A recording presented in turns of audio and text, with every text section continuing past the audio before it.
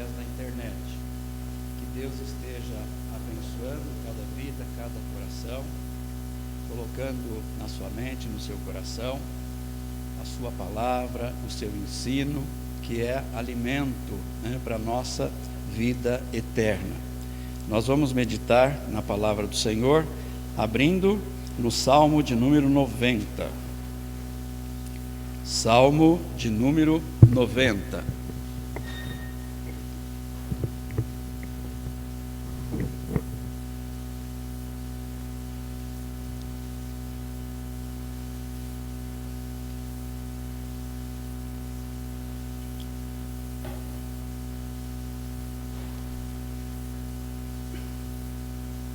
Depois os irmãos mantenham esse texto aberto para nós irmos discorrendo sobre essas verdades que nós queremos destacar nesta noite. Salmo 90. Senhor, Tu tens sido o nosso refúgio de geração em geração. Antes que os montes nascessem e se formassem a terra e o mundo, de eternidade a eternidade, Tu és Deus.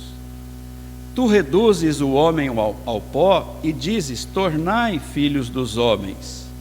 Pois 1000 anos aos teus olhos são como o dia de ontem que se foi, e como a vigília da noite. Tu os arrastas na torrente, são como um sono, como a relva que floresce de madrugada viceja e floresce, à tarde murcha e seca. Pois somos consumidos pela Tua ira e pelo Teu furor conturbados. Diante de Ti puseste as nossas iniquidades, e sob a luz do Teu rosto os nossos pecados ocultos. Pois todos os nossos dias se passam na Tua ira. Acabam-se os nossos anos como um breve pensamento. Os dias da nossa vida sobem a 70, ou em havendo vigor a 80. Neste caso, o melhor deles é canseira e enfado, porque tudo passa rapidamente e nós voamos. Quem conhece o poder da Tua ira e a Tua cólera, segundo o temor que Te é devido? Ensina-nos a contar os nossos dias, para que alcancemos coração sábio. Volta-te, Senhor, até quando? Tem compaixão dos Teus servos. Sacia-nos de manhã com a Tua benignidade, para que cantemos de júbilo e nos alegremos todos os nossos dias. Alegra-nos por tantos dias, quantos nos tens afligido, por tantos anos quanto suportamos a adversidade. Aos Teus servos apareçam as Tuas obras, e a seus filhos a Tua glória. Seja sobre nós a graça do Senhor nosso Deus, confirma sobre nós as obras das nossas mãos. Sim, confirma as obras das nossas mãos. Oremos. Pai amado, abençoa esta porção da Tua palavra lida para a nossa meditação, e que o Senhor possa também ser servido através desta palavra, Te glorificar, e também, ó Pai, que nós sejamos alcançados com a Tua edificação, com o Teu ensino, ó Pai, relembrando verdades que nós já conhecemos e, quem sabe, abrindo a nossa mente e o nosso coração para enxergarmos, além da mera letra, o que o Senhor quer dizer a cada um de nós nesta noite, ó Pai, nesta hora. Abençoa a Tua igreja espalhada pela face da terra. Abençoa aqueles que verdadeiramente Te servem, têm o Teu temor nas suas vidas, creem no Senhor Jesus e seguem a Jesus como discípulos autênticos. Sê com o Teu povo, ó Pai, e abençoa o Teu povo, para que o Teu povo esteja de fato resplandecendo a luz do conhecimento de Deus e da glória de Jesus. Fica, Senhor, com os que nesta hora estão padecendo algum sofrimento, alguma dor, alguma dificuldade. Acrescenta, ó Pai, as tuas bênçãos na vida das pessoas que estão enfermas. Pedimos que o Senhor continue confortando, consolando e encorajando a vida daquela irmã que nós fomos visitar nessa semana, irmã Isaura, seu Adelino, ó Pai, que no passado já congregou numa das congregações que originaram esta tua igreja aqui no Jaraguá, mas passou por um revés, passou por uma tribulação muito grande, e por isso, ó Pai, acabou se afastando da tua igreja, mas agora, ó Pai, está sendo tocado pelo Senhor, já que a sua esposa, nossa irmã Isaura, há 8 anos havia amputado uma das suas pernas, e neste ano precisou amputar a outra perna também. E neste drama e neste sofrimento, o Senhor trabalhou e tem trabalhado no coração do seu Adelino, ó Pai, da dona Isaura, para que te reconheçam, para que te busquem e para que tenham no Senhor o encorajamento, o conforto e a esperança da vida eterna. Fica, Senhor, conosco, abençoe também o pastor Daniel, que já há 33 dias está internado, hospitalizado. Tem havido algumas melhoras, ó Pai, mas ainda nós carecemos da tua operação de poder, de graça, de misericórdia sobre a vida daquele teu servo, para que ele se recupere totalmente, ó Pai, da Covid. Que o Senhor assim nos abençoe, que assim o Senhor também nos guarde nesta noite e nos abençoe, em nome de Jesus. Amém.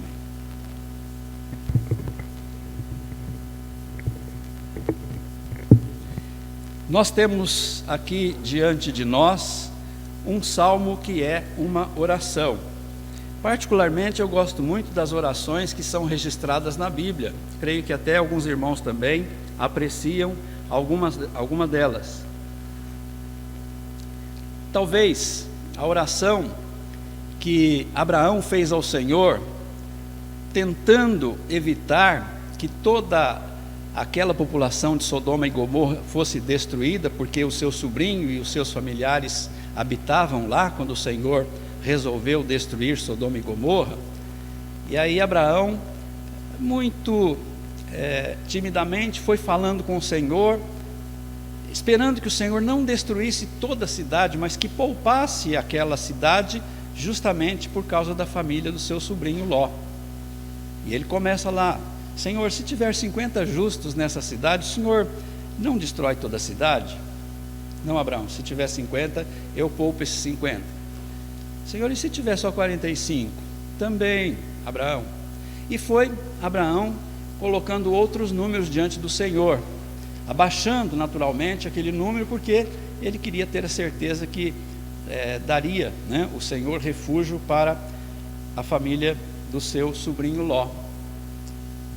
Outra oração também muito inusitada que nós temos na Bíblia, mas muito preciosa e muito comovente também, é a oração de Jonas dentro do ventre daquele grande peixe. É uma oração também magnífica, e a gente percebe ali que Jó derrama o seu coração diante do Senhor naquele momento crucial da sua vida. De certa forma, ele até pediu que os marinheiros, que aquelas pessoas da embarcação o jogassem ao mar, mas ali o Senhor, por misericórdia, enviou aquele peixe que tragou Jonas, e agora Jonas está no ventre daquele peixe, e certamente ele esperava a misericórdia de Deus. Ele começou a pensar nas coisas de Deus, e percebeu de fato que ele não podia continuar fugindo de Deus, mas que tinha que fazer a vontade de Deus, se Deus lhe desse uma nova oportunidade. Nós temos no Novo Testamento também orações preciosas que Paulo faz pela igreja. Observamos também a oração sacerdotal de Jesus, tão linda, tão preciosa, pouco tempo antes de Jesus ir para o caminho da cruz, naquele momento de separação, de partida, quando Jesus conforta anima, encoraja os seus discípulos com algumas promessas, já que eles estavam para passar por momentos de muita aflição, de muita tristeza e angústia. E o Senhor Jesus, então, ele faz aquela oração magnífica, e naquela oração, como nós sabemos, Jesus já estava orando por nós, discípulos do futuro, como por todos aqueles que ainda haverão de crer no nome de Jesus, por causa da pregação da sua palavra. Mas nós queremos nos deter hoje aqui nesta oração de Moisés. Nós temos aqui nos Salmos muitas orações, que naturalmente eram orações cantadas, porque o livro dos Salmos, o saltério, era basicamente o inário do povo de Deus em bom tempo, ali no Velho Testamento, na Velha Aliança. E a gente percebe que Moisés, escreveu a maior parte, como profeta, do Senhor, como servo do Senhor, escreveu uma boa parte, do Velho Testamento, não a maior, mas uma boa parte, porque escreveu o Pentateuco. Mas é aqui no livro de Salmos que nós encontramos essa oração tão significativa de Moisés. Uma oração muito bonita, que era cantada pelo povo de Deus, que certamente trazia muito ensino, muita lembrança e também muito ensinamento para o povo de Deus, visto que era um salmo cantado pelo povo de Deus, essa oração de Moisés. Nós temos aqui nesta oração algumas coisas muito interessantes que nós devemos relembrar e também realçar, porque nesta oração nós podemos encontrar dois grandes reconhecimentos que Moisés faz, e também vamos encontrar diversas petições que ele coloca também diante do Senhor nessa magnífica oração. Há mais petições, mas nós vamos destacar 5 súplicas que Moisés faz nesta oração: 2 reconhecimentos e 5 súplicas que Moisés coloca diante do Senhor nessa oração. Nós tínhamos, no primeiros tempos do nosso ministério, primeira igreja que nós pastoreamos, nós tínhamos um presbítero lá de nome Ezequias. Não era sempre, mas de vez em quando nós o convidávamos para que ele orasse, a oração dele era citar ou recitar todo este Salmo 90, que ele guardava de cor, e já era bem idoso, já era um velhinho, mas ele colocava de fato nas suas palavras o seu coração, e a oração dele ficava realmente com um grande encanto diante de todos nós que o ouvíamos. Mas nós pensando no tema que nós queremos dar para este salmo nesta noite, reconhecimentos e súplicas na oração de Moisés, vamos destacar então primeiramente os 2 reconhecimentos. O primeiro reconhecimento que Moisés faz aqui é da grandeza de Deus, é da eternidade de Deus, da supremacia de Deus, inclusive sobre a humanidade, sobre as nossas vidas. Moisés coloca como primeira palavra nessa sua oração a palavra Senhor. Senhor, Tu tens sido o nosso refúgio, de geração em geração. Senhor, essa palavra significa o proprietário, significa o dono de todas as coisas. Tudo que existe, tudo que foi criado, inclusive todos nós pertencemos ao Senhor. O Senhor é o nosso proprietário, o Senhor é o nosso dono. Israel, tanto no Velho como agora no Novo Testamento, a Igreja de Cristo, é propriedade exclusiva de Deus. E aqui então Moisés, ele começa a sua oração colocando este nome, um dos nomes para o nosso Deus, Senhor. E depois ele fala que esse Deus é o nosso refúgio, ou seja, aquele ser em quem nós podemos de fato nos acolher, nos abrigar, nos refugiar em toda e qualquer situação. Moisés, ele está mostrando aqui com esta palavra a sua convicção de que durante toda a sua existência ele pôde contar com a orientação de Deus, com a presença de Deus, com o refúgio de Deus, sobretudo no segundo tempo da sua vida. Moisés viveu 120 anos, e nós podemos dividir a vida de Moisés em 3 períodos distintos. Os primeiros 40 anos ele viveu basicamente lá no palácio.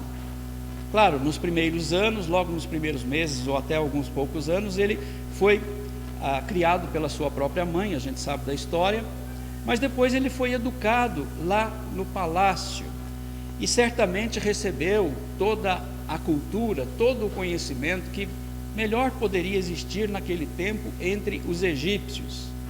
Alguns estudiosos até nos dão conta que Moisés era, naquele tempo, um poliglota, dominava diversos idiomas, diversas linguagens. Moisés viveu aqueles 40 anos e achava que era de fato alguma coisa.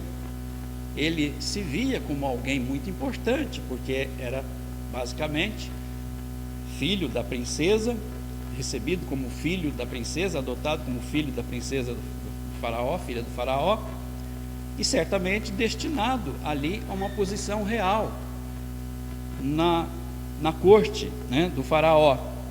Mas depois nós vamos perceber que quando ele começa a ter um contato com o povo dele mesmo, e começa a saber da sua origem, e quando ele observa um egípcio lutando com um judeu, e vai lá e defende o judeu, e mata aquele egípcio, e o enterra, logo depois seus próprios irmãos judeus colocam diante dele aquela verdade que eles presenciaram, até no sentido de repreendê-lo, e ele então passa a ser um fugitivo. Ele vai parar nas terras de Midian, e ali Moisés basicamente se associa a Jetro, casa com a filha de Jetro, e vai ser um pastor de ovelhas, aquele homem com tanta ciência, com tanto conhecimento, com tanta capacidade recebida lá no palácio do faraó.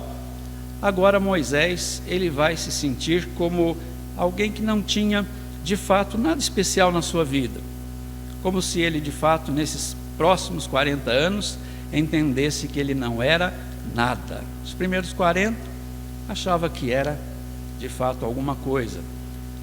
Segunda parte, nos outros 40, ele percebe que ele não era nada, tão somente se colocou ali como um pastor para cuidar dos rebanhos do seu sogro Jetro.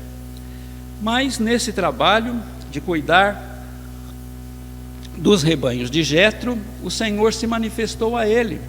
E aí começa um outro período, o terceiro período de 40 anos na vida de Moisés, quando ele vai ser usado pelo Senhor, a despeito daquelas fraquezas que ele tentou mostrar diante do Senhor para não aceitar aquela missão, e afinal acabou tendo que aceitar, porque o Senhor não abriu mão da sua pessoa, da sua vida, porque tinha um propósito para a vida dele e para a vida do seu povo. Então aí ele começa a ter um contato mais próximo com o Senhor, ele começa a conhecer Deus de fato, não apenas por aquilo que ele ouviu a respeito lá dos próprios judeus, a respeito do Deus de Israel, mas agora ele começa a ter um contato mais próximo do Senhor. O Senhor se revela a ele, o Senhor fala com ele, e o Senhor lhe coloca uma missão, e a partir daí então a convivência de Moisés com o Senhor foi de fato muito grande. Nesses últimos 40 anos da vida de Moisés, ele reconheceu, ele compreendeu que ele de fato não era nada, mas Deus era tudo na sua vida. Então ele coloca aqui a sua oração justamente com esta expressão: Senhor, tu tens sido nosso refúgio. O Senhor é o refúgio da minha vida, o Senhor tem sido o refúgio do seu povo, desde os patriarcas e até hoje o Senhor tem sido o nosso refúgio e tem garantido a nossa preservação, a nossa subsistência. O Senhor tem sido o nosso refúgio de geração em geração. O Senhor é eterno, o Senhor é incriado, o Senhor não tem começo e não tem fim, mas nós somos pessoas criadas, nós somos pessoas que nascemos, vivemos e morremos, e geração vai e geração vem, o Senhor continua sendo o Deus eterno, o Senhor eterno das nossas vidas. Essa expressão geração em geração já mostra de fato a condição da pessoa humana e que Moisés coloca diante do Senhor. Depois ele coloca no versículo 2 a convicção de que ele realmente tinha, de que o Senhor era eterno e grandioso Deus. Antes que os montes nascessem e se formassem a terra e o mundo, de eternidade a eternidade, tu és Deus. Então, antes de qualquer coisa existir e ser criada, o Senhor já existia, o Senhor sempre foi eterno. A gente não pode nem falar era eterno, não, sempre foi eterno.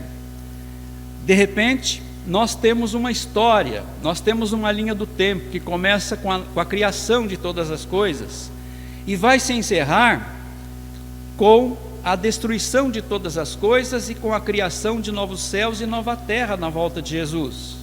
E aí então, tudo será eternidade.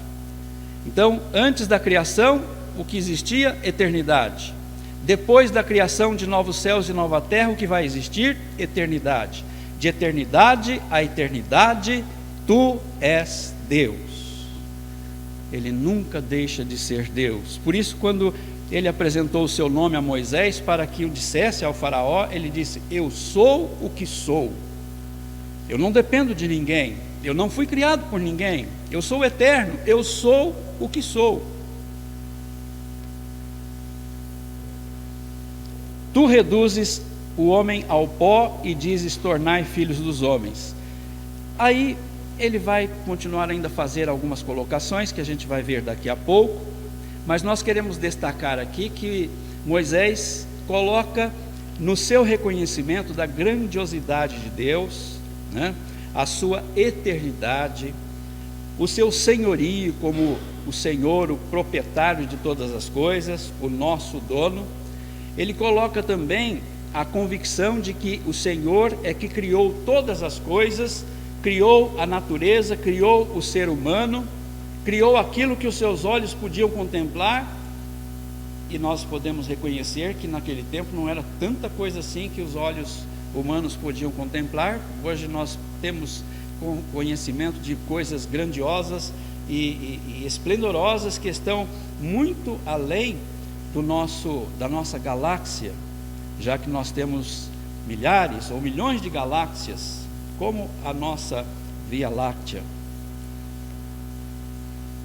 Aqui também Moisés, então, além de reconhecer a grandeza, a eternidade de Deus, também o seu senhorio, também a sua não limitação ao tempo, né, porque ele mostra aqui que Deus é eterno, não está limitado ao tempo como nós estamos. Nós vivemos uma geração, depois vem outra geração, e mais outra geração, e assim por diante. Então Deus não está limitado ao tempo. No versículo 4 ele fala: pois 1000 anos aos teus olhos são como o dia de ontem que se foi, e como a vigília da noite. Nós é que precisamos de ter tempo, de contar o tempo. Deus não precisa. Deus é atemporal. Nós somos seres que precisam fazer todas as coisas basicamente orientados por uma maquininha que mostra para nós o tempo de fazer isso, o tempo de fazer aquilo, o tempo de ir num lugar, o tempo de voltar do lugar, o tempo de um trabalho, o tempo de um lazer, o tempo de uma viagem. Nós somos limitados, mas para o Senhor não existe o conceito de tempo. Tudo é um eterno presente. 1000 anos são aos teus olhos como o dia de ontem, e que se foi, e como a vigília da noite.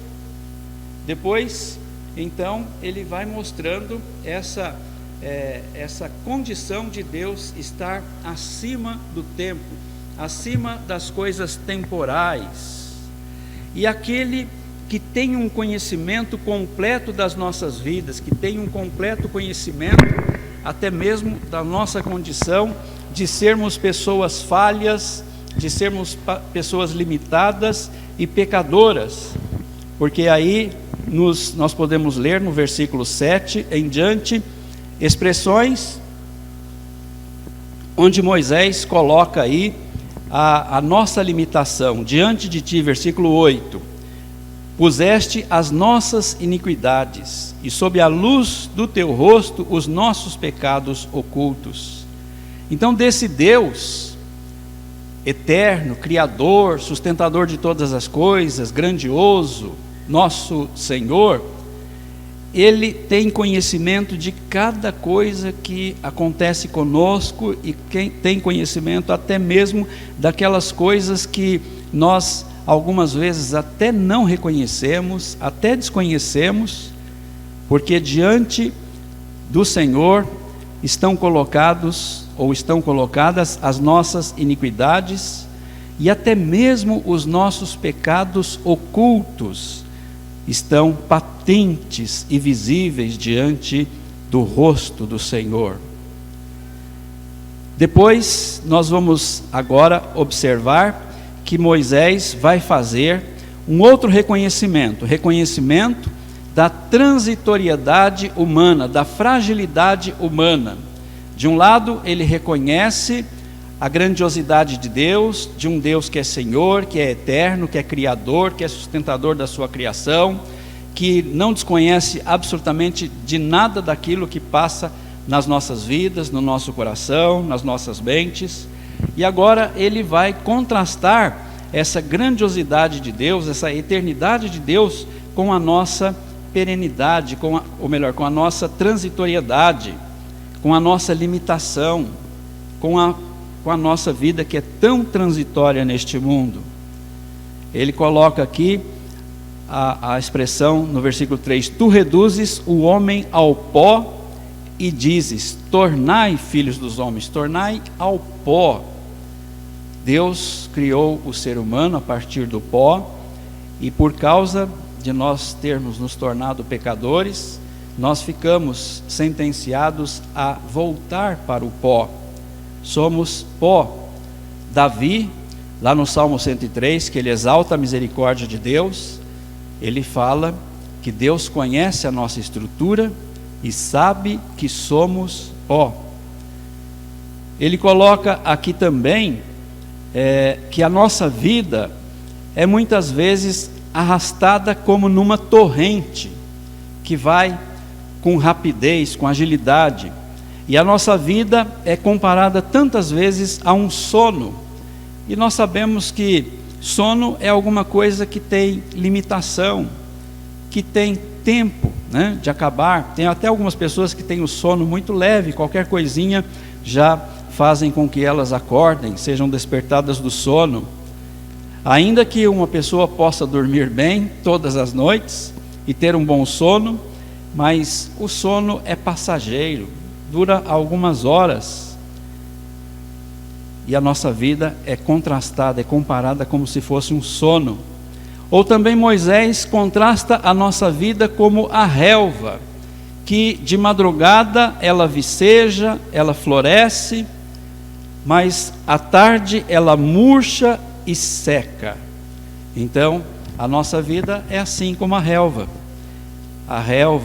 que de manhã brota, então mostra o começo da nossa vida, a nossa infância, vai prosseguindo com a nossa adolescência, com a nossa juventude, vai florescendo quando nós somos pessoas adultas, mas inevitavelmente vamos chegando a uma idade em que nós vamos como que murchando, porque a nossa vida é de fato passageira. Ele fala aqui também no versículo 9: pois todos os nossos dias se passam na tua ira, acabam-se os nossos anos como um breve pensamento. Acabam-se os nossos anos como um breve pensamento. Pensamento é alguma coisa difícil, né, de mensurar. A palavra que eu falo agora, ela foi pensada há algum tempo atrás, mas como é que eu posso mensurar esse tempo em que a minha mente esboçou aquela palavra, arquitetou aquela palavra e ela saiu pela minha boca? E aqui Moisés fala que a nossa vida pode ser comparada como um breve pensamento. Se ele falasse pensamento, já estava de bom tamanho para mostrar como a nossa vida é instável e limitada. Mas ele ainda coloca o adjetivo breve pensamento. Nossa vida não é só como um pensamento, mas um breve pensamento, principalmente se nós contrastarmos com a eternidade de Deus e da eternidade que nós vamos viver com Deus também, por causa do amor, da misericórdia dele em Jesus Cristo para com as nossas vidas. E aqui ele vai dizendo aí no versículo 10: os dias da nossa vida sobem a 70 anos, ou em havendo vigor a 80. Neste caso, o melhor deles é canseira e enfado, porque tudo passa rapidamente e nós voamos. É interessante a gente pensar aqui, né, sobre essa questão que ele coloca aqui na sua oração. Nossa vida sobe a 70 anos, ou em havendo vigor a 80. Só que nesse caso, muita canseira e muito enfado.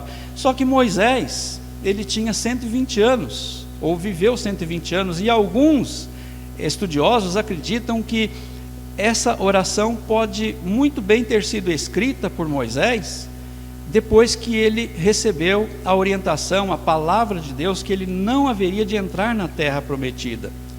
O Senhor o fez subir a um elevado monte, de onde se avistava a região de Canaã, lá longe. Podia-se notar aquela região onde estava a cidade mais antiga, provavelmente a mais antiga do mundo, que era Jericó. Só que Deus falou: você não vai entrar. Moisés poderia ter os 120, mas mesmo que não tivesse, a gente sabe que ele estava terminando a jornada, né, junto com o povo de Israel, que saiu lá da escravidão do Egito. Então a travessia nós sabemos que durou justamente os 40 anos. Então Moisés teria sido chamado pelo Senhor lá com 80, 81, né, basicamente, chegando no 81, e agora devia estar contando já com os seus 120 anos, porque ali mesmo naquele monte ele haveria de morrer. E ele então coloca essa expressão, eu creio que muito mais usando o contexto daquela viagem, daquela travessia dificílima pelo deserto, quando nós sabemos que de fato muitos daqueles que saíram do Egito não entraram realmente, não colocaram os seus pés em Canaã. E com certeza a dificuldade daquela viagem, aquele povo vivendo daquela forma, naqueles 40 anos, a despeito do Senhor cuidar do seu povo, mas as condições de vida não estavam permitindo vida mais longeva, por isso que ele coloca aqui. Então é no contexto ali, basicamente, do deserto, que ele coloca esse contexto aí de idade, até porque ele tinha mais, né, quando o povo entrou na terra prometida, 120 anos quando ele morreu.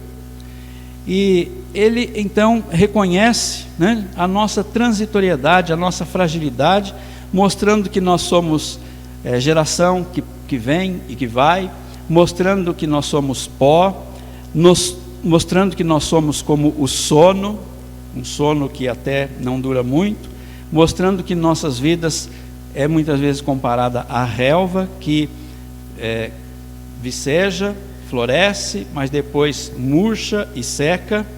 E ele continua falando basicamente daquilo que nós também passamos sob a ira de Deus. É interessante esse ponto, porque nos agrada pensar na eternidade de Deus, na soberania de Deus, na bondade de Deus, naquelas virtudes que Moisés vai realmente pedir aqui nas suas súplicas a Deus, que é compaixão, que é benignidade, que é graça. A gente gosta muito de falar sobre isso, mas muitas vezes nós não falamos sobre a ira de Deus. E o nosso Deus é um Deus zeloso da sua palavra. Ele é um Deus que zela por aquilo que Ele nos ensina, por aquilo que Ele nos coloca e que Ele deseja que nós guardemos nas nossas vidas, de sorte que aqueles que não estão em comunhão com Deus, aqueles que não creem no Senhor Jesus, que não são salvos por Jesus, lhes restará tão somente a ira divina, o dia da ira de Deus, tão anunciado pelos profetas aqui do Velho Testamento. Mas de qualquer forma, Moisés entende que, a despeito de Deus usar a sua ira tantas vezes para com o seu povo, mesmo naquela travessia,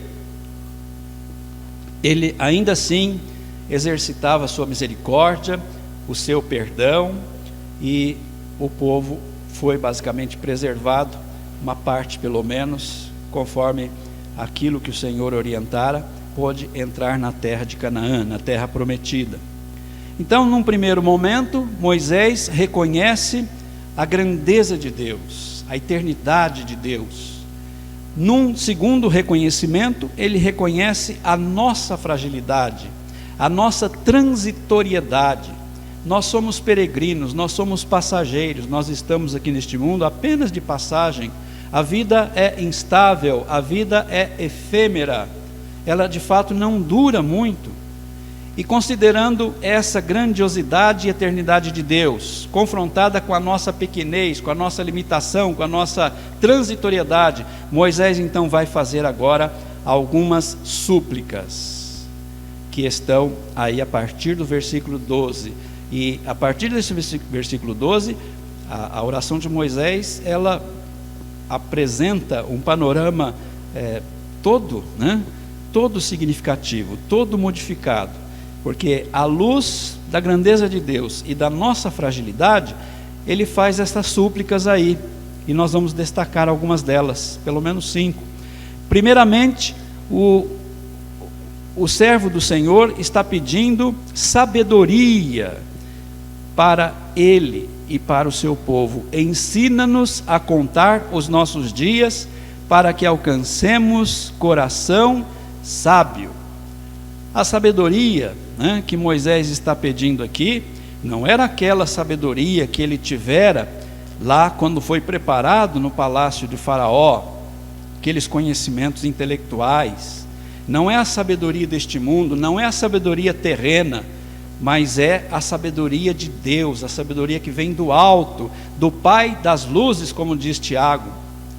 Essa sabedoria que Moisés está pedindo ao Senhor para a sua vida e para a vida do seu povo. Ensina-nos a contar os nossos dias, para que alcancemos coração sábios. Não se trata de pedir que Deus nos ensine a contar cronologicamente os nossos dias, ou o nosso tempo, como se alguém falasse: bom, eu tenho 20 anos, então eu já vivi 7.300 dias, eu tenho 30, já vivi 10.900 e poucos dias, eu estou completando 70, eu estou perto de 70, eu tenho já 25.550 dias de vida. Não é isso não. Ele está pedindo que o Senhor possa orientar e ensinar ele e o seu povo a viver de acordo com a vontade de Deus cada dia das suas vidas.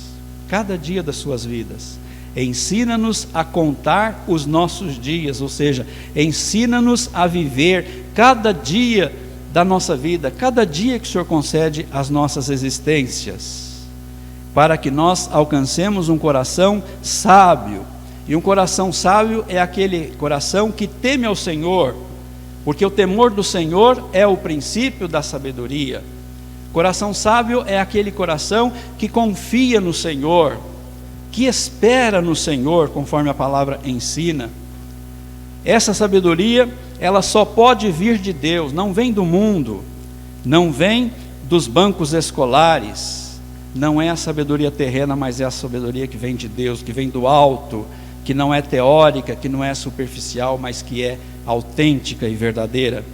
Foi essa sabedoria que Salomão pediu ao Senhor, e ele foi de fato um homem muito sábio. A sabedoria se tornou tão proverbial que vieram pessoas de longe para ver e observar a sabedoria de Salomão. Mas parece que Salomão, em determinado momento da sua vida, em alguma fase da sua vida, ele já não estava mais vivendo esta sabedoria, porque nós temos que contar todos os dias.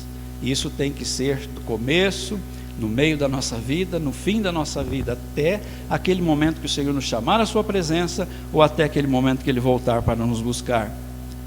Tiago nos fala que se algum de nós tem necessidade de sabedoria, devemos pedir a Deus, que Ele vai nos conceder essa sabedoria, só que nós devemos pedir com fé, em nada duvidando, porque aquele que duvida é semelhante, àquele que é agitado, de um lado para o outro pelos ventos. Então, pedir a sabedoria, nós podemos pedir. Por isso, a petição de Moisés, a súplica de Moisés, era perfeita, era preciosa, e eu creio que agradou diante do Senhor. E em tantos outros momentos da vida do povo de Deus, aqui mesmo nos Salmos, nós encontramos o Senhor como até que respondendo à oração de Moisés: eu instruirei e ensinarei no caminho em que vocês devem andar, sob as minhas vistas eu vou dar conselhos para vocês. O nosso Deus preza a oração de um servo que pede sabedoria. E quando a gente tem os grupos de oração, nós sempre destacamos que alguns irmãos pedem, de fato, isso, para que nós oremos por sabedoria. Aquela pessoa está querendo mais sabedoria, a sabedoria de Deus. A segunda súplica que ele coloca aqui é a súplica da compaixão. Volta-te, Senhor, até quando? Tem compaixão dos teus servos. Compaixão é aquele sentimento que faz o nosso coração sentir pena, sentir piedade de alguém que está passando por uma carência, por uma dificuldade. A compaixão de Deus significa que Ele se condói dessa nossa fragilidade.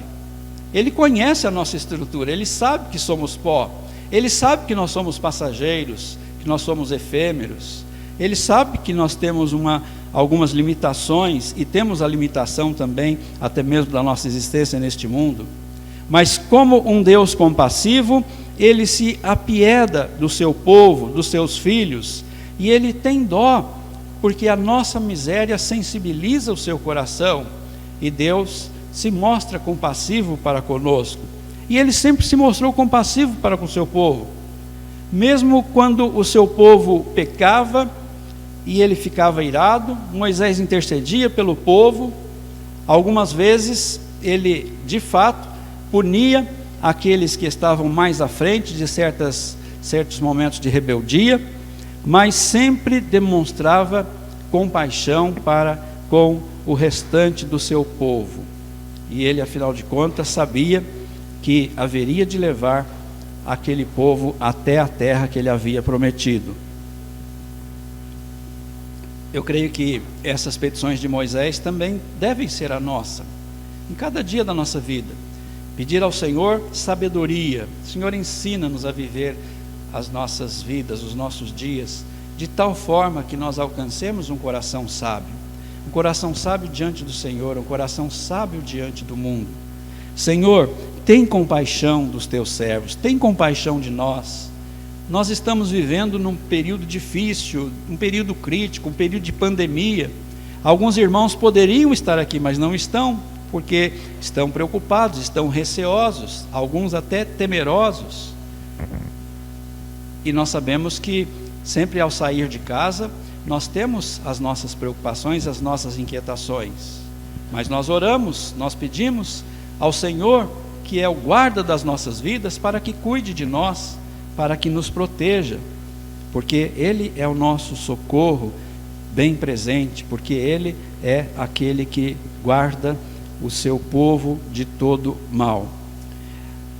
Outra petição que Moisés faz aqui diante do Senhor é o pedido que ele faz de benignidade. Sacia-nos de manhã com a tua benignidade, para que cantemos de júbilo e nos alegremos por todos os nossos dias. Benignidade são as bênçãos de Deus. O salmista Davi, lá no Salmo 103, ele dizia: bendize, ó minha alma, ao Senhor, e tudo que há em mim, bendiga o seu santo nome. Bendize, ó minha alma, ao Senhor, e não te esqueças de nenhum só dos seus benefícios. Davi tinha preocupação que a sua alma, que o seu íntimo, que o seu interior não se esquecesse dos benefícios, ou seja, das bênçãos de Deus. E Moisés pede também ao Senhor que Ele continue saciando o seu povo com a sua benignidade. E nós sabemos que o Senhor, de fato, exerceu essa sua benignidade para com o seu povo em cada dia naquela viagem, naquela peregrinação do deserto, naqueles 40 anos. O povo queria pão e Deus começou a dar maná. O povo queria carne e Deus mandou as codornizes. O povo tinha sede e Deus mandava água, às vezes até tirada de rochas. O povo usava roupas que, nos diz a palavra, duraram todo o período da travessia, não se estragavam, elas ficavam perfeitas, conservadas durante todo aquele período. Nem a roupa ou as sandálias se deterioravam. Além do mais, o Senhor lhes dava proteção, lhes dava companhia, lhes mostrava, a presença gloriosa sua através daquela coluna de nuvem durante o dia e da coluna de fogo durante a noite. Eram símbolos da presença do Senhor. Quando a coluna se movimentava, o povo levantava acampamento e marchava. Quando aquela coluna de fogo parava num determinado lugar, ali o povo deveria então ficar, se estabelecer por algum tempo. O Senhor tratou o seu povo com benignidade, e Moisés está pedindo que assim o Senhor sacie o seu povo com a sua benignidade, para que eles estejam alegres, contentes, jubilosos todos os seus dias. E no versículo 15 ele vai fazer uma quarta petição: alegria. Alegra-nos por tantos dias, quantos nos tens afligido, por tantos anos quanto suportamos a adversidade. Senhor, nós passamos momentos difíceis nessa travessia, nessa viagem. Nós passamos momentos em que inimigos tentaram nos desestabilizar, nos desestruturar, nos destruir, mas o Senhor nos amparou. Nós tivemos necessidades, carências, e o Senhor foi trazendo providência, foi trazendo provisão. Alegra-nos, ó Pai, por tantos dias quantos nos tens afligido, por tantos anos quanto suportamos a adversidade. Eu fico pensando que Moisés pensava aqui numa certa compensação. Senhor, equilibra, todas as tristezas, angústias que nós passamos, sofremos, experimentamos, com uma dose maior de alegria nos nossos corações. Alegra-nos, é o pedido que ele faz aqui ao Senhor. E nós sabemos que a alegria é muito importante, e ela é contagiante,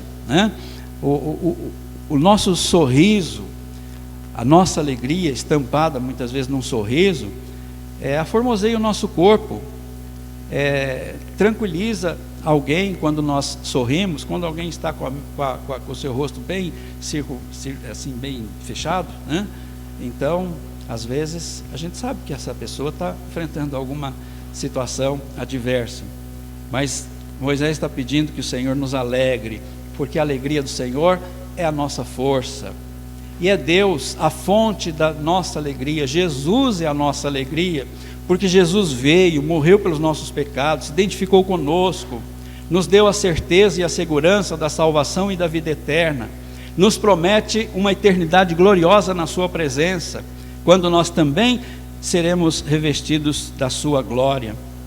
Então, a alegria do Senhor, ele está pedindo aqui para o povo. Senhor, equilibra essas tristezas todas, angústias que nós passamos, com alguma alegria maior. O justo se alegra no Senhor há plenitude de alegria. E a quinta súplica que Moisés faz é o pedido da graça do Senhor. A graça do Senhor, isso também é muito importante. Nós pedimos ao Senhor constantemente a sua graça, porque a palavra fala que a tua graça é melhor do que a vida. A graça do Senhor é que faz diferença na nossa vida. Nós temos aqui esse pedido de Moisés, que de fato repercutiu e tem repercutido por tantos e tantos séculos, e é uma das súplicas mais significativas que nós podemos falar ao Senhor, pedir ao Senhor: Senhor, dá-nos uma porção maior da tua graça, favorece-nos com a tua graça, O apóstolo Paulo, ele aprendeu na sua própria experiência de vida o que era realmente a graça de Jesus na sua vida. E como foi bom ele aprender a depender da graça de Jesus. Quando ele teve aquela experiência de ser levado ao terceiro céu, ao paraíso, habitação do Senhor, que ele não sabia dizer se era no corpo ou fora do corpo, e viu coisas inenarráveis, que até não era digno dele poder transmitir. Então, para que ele não se envaidecesse, não se orgulhasse das tremendas revelações e de tantas outras que o Senhor lhes dava, então o Senhor permitiu um espinho na carne, mensageiro de Satanás, para o esbofetear, para trazer angústia, para trazer tristeza. E o Senhor nos mostra através da sua própria experiência, narrada aqui na segunda carta de Paulo aos Coríntios, que Paulo pediu 3 vezes ao Senhor que removesse aquele espinho, que afastasse aquele espinho da sua carne. Deus não respondeu à oração de Paulo como ele pensava, mas ele respondeu dizendo: a minha graça te basta, porque o meu poder se aperfeiçoa na sua fraqueza. E aí Paulo aprendeu que de fato, com a graça do Senhor, nós de fato vamos ser muito mais fortes, porque nós vamos perceber a nossa limitação, a nossa fragilidade, a nossa carência do Senhor. Vamos a Jesus, Ele vai nos fortalecer, Ele vai nos dar o seu poder, a sua graça, e aí então nós seremos muito mais fortes.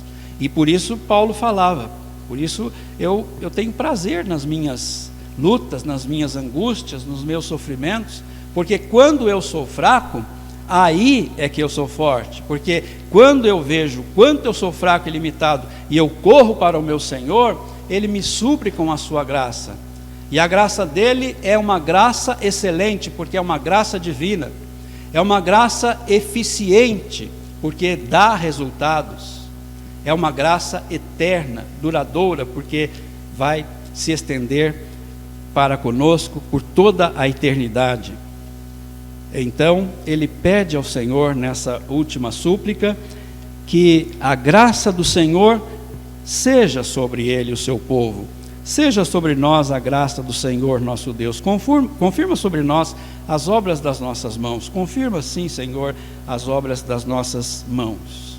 Então, nós temos aqui este belíssimo salmo, que tem tanto ensinamento, muita coisa nós ainda poderíamos pensar e falar e refletir nesse escrito, inspirado pelo Espírito Santo, por Moisés, o Salmo de Moisés, que está aqui no saltério, para ver como o povo de Deus valorizava esse servo de Deus, e como o Senhor também o valorizou, porque aqui o Senhor quis que no saltério do povo de Deus estivesse esta belíssima oração, para que o povo a cantasse, e se lembrasse desses 2 reconhecimentos que Moisés faz, e se lembrasse também e fizesse as 5 súplicas que Moisés fez, ou pelo menos essas 5 que nós destacamos hoje, que ao ler o Salmo 90, ao meditarmos no Salmo 90, ao lembrarmos do Salmo 90, possamos, como Moisés, reconhecer a grandeza de Deus, a sua eternidade,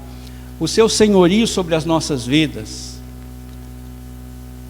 que possamos também reconhecer a nossa transitoriedade, a nossa vida limitada, passageira, fugaz, e de fato nos apegarmos mais ao nosso Deus, mais à sua palavra, mais às suas promessas, e fazermos essas súplicas, essas petições que Moisés fez aqui.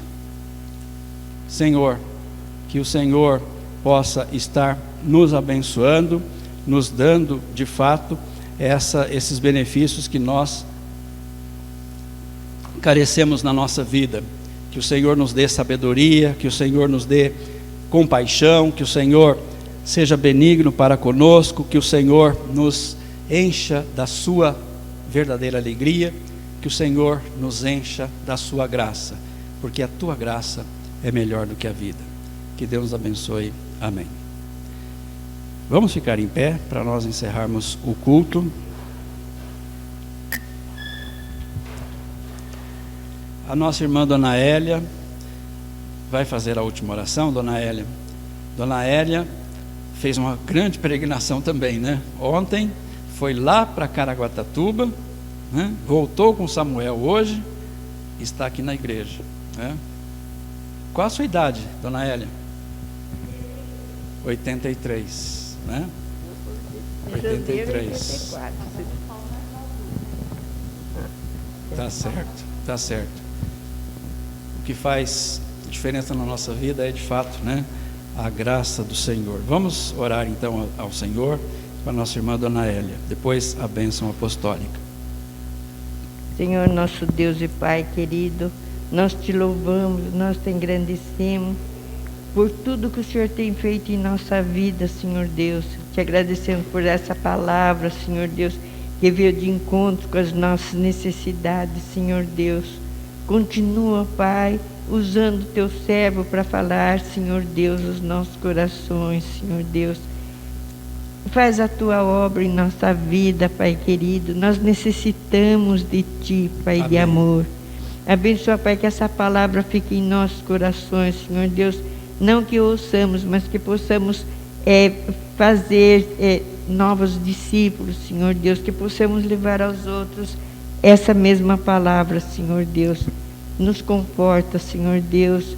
Nos revigora, Senhor Deus, para a tua obra, para o teu trabalho. Amém. Leva-nos em paz para nossa casa, Senhor Deus, guardado e protegido por ti, Senhor Deus, e que possamos meditar na tua palavra, Senhor Deus. Perdoa, Senhor Deus, os nossos pecados, é o que eu te peço em nome de Jesus.